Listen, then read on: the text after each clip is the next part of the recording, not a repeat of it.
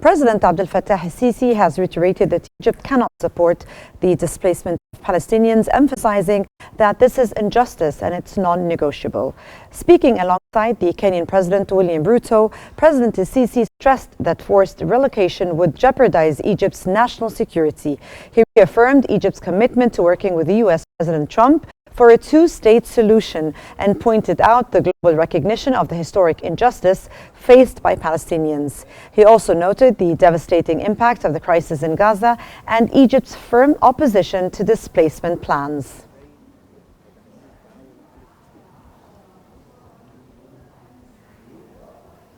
President Abdel Fattah El-Sisi has received his Kenyan counterpart, William Ruto, at the Ittihadiyya Palace. They discussed the bilateral relations and held consultations on regional developments. An official ceremony was held in honor of the Kenyan leader, where a military band played the national anthems of both countries.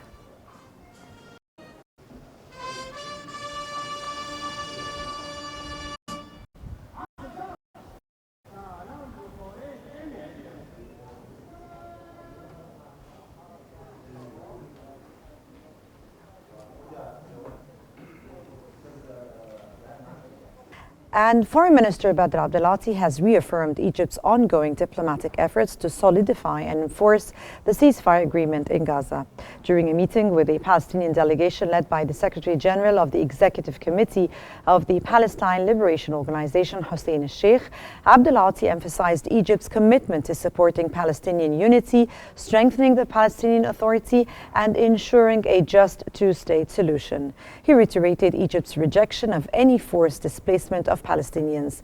El-Sheikh conveyed President Mahmoud Abbas's gratitude to President Abdel Fattah El-Sisi for Egypt's steadfast support of the Palestinian cause. The Minister of Foreign Affairs and Immigration Badr Abdelati and the U.S. Secretary of State Marco Rubio have discussed the progress rate of implementing the Gaza ceasefire agreement. Minister Abdelati highlighted the importance of completing the three stages of the deal for detainees: exchange, Palestinian return, and sustainable aid to restore stability and support the two-state solution. He also stressed preserving Palestinian territorial rights. Minister Abdelati and Secretary Rubio discussed expanding their country's strategic partnership to address regional challenges. And QNews has reported 11 fuel trucks entered Gaza from Egypt today. It confirmed that these fuel trucks are within the 193 aid trucks with medical and food supplies that have entered Gaza through the Karm, Abu Salim and El Auja crossings in preparation to enter the Gaza Strip.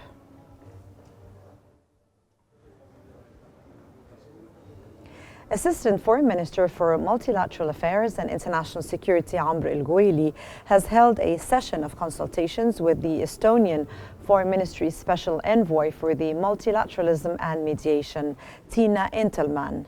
The two sides discussed key 2025 international issues, including the UN Peacebuilding Architecture Review, Peacekeeping Security Council reform, and the 2026 Nuclear Non-Proliferation Treaty Review. They also addressed emerging topics like cybersecurity, the 20-year review of the World Summit on the Information Society, and the UN's Global Digital Compact, along with preparations for the final ICT security report from the UN Open-Ended Working Group.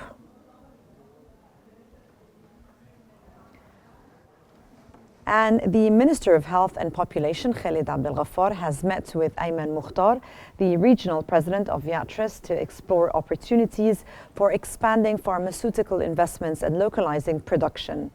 The ministry's spokesperson noted that discussions focused on advancing the pharmaceutical industry, improving access to essential medicines, and aligning with Egypt's sustainable development goals. Key topics included capacity building for healthcare professionals and strengthening the healthcare infrastructure, as well as expanding national health initiatives for broader access to quality services. The Minister of Environment, Yasmin Fouad, has emphasized that this year's celebration of the National Environment Day under the theme of a just green transition highlights Egypt's continued commitment to this path despite the accelerating global challenges and crises.